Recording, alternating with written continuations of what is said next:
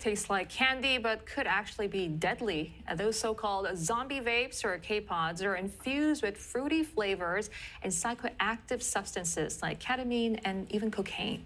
Now, they're hooking youths across Southeast Asia, and experts are sounding the alarm over this emerging public health crisis. Now, CNA's new investigative documentary, Vapours of Death, takes a closer look at how vaping went viral and what's being done to stop it. Yeah, director and producer Shehzad Hameed Ahmad is joining us now with more. Shehzad, what made you want to tell this story, and where did your investigations take you? Thanks for having me, Julie. It's a drug crisis. Synthetics like ketamine, etomidate, spice are infiltrating these colorful, cute-looking devices, but they have some very sinister substances within them. And we were able to film across Philippines, Indonesia, Thailand, Malaysia, and the UK to understand why and how unaware users are consuming these drugs. During the course of our filming the last 3 months, we came across some alarming statistics. For instance, the Philippine Drug Agency has busted more than $1 million worth of vapes laced with cannabis. And the country has reported a death in May 2024 due to vaping.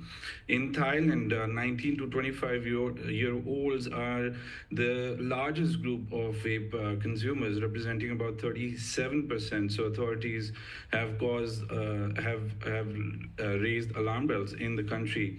We also filmed in Malaysia, where recently the authorities confiscated $1.7 million worth of liquid cocaine, which was supposed to be made or converted into vapes. And we filmed in Indonesia, where a vape factory was busted in Medan in northern Sumatra, and 57,000 drug-laced cartridges were being manufactured over there. And in the end, we were able to film in the UK as well, where a staggering 1.1 million children have consumed vapes, a quarter of which have been laced with the synthetic cannabinoid spice. Shehzad, I want to zoom in on Thailand now, because this is one country where cannabis is still legal. So I guess in a way it's not surprising that cannabis has found itself into vapes. Can you tell us how it's impacted, the Thai communities? So Thailand, yes, has legalized cannabis, but the consumption of cannabis inside vapes remains illegal under the Public Health Act, and it can lead to fines up to 25,000 baht. The country is coming up with harsher punishments as well. It can result in a maximum jail sentence of about 3 years if you're selling any vape which is laced with drugs, and you can be fined 18,000 US dollars. Smugglers who are bringing in vapes laced with drugs can face a jail sentence of 10 years and fines reaching 5 times the value of the goods that they were smuggling. And so the country is revising its outlook towards legalizing cannabis, and they have introduced educational programs for children in particular, which we were able to film in Chiang Mai and Buriram, where they are trying to educate children about the adverse impact of cannabis laced vapes. Okay, and what's your sense of how governments in the region are responding? Are they catching up with how quickly vaping culture has spread? That's correct. I think that there's an increasing awareness within government authorities that these vapes are not as harmless as they have been projected across many social media sites. And so what the governments are doing is they're coming up with harsher punishments. Philippines, for example, came up with the Vaporized Nicotine and Non-Nicotine Products Regulation Act. The law aims to curb the sale and use of e-cigarettes and heated tobacco in the country below the age of 18. Malaysia is gradually moving towards a ban on recreational vaping as well. More than 20,000 students have been caught across schools using vaping products, many of which are laced with serious drugs. India has banned all forms of vaping in 2019. Australia is going the same direction.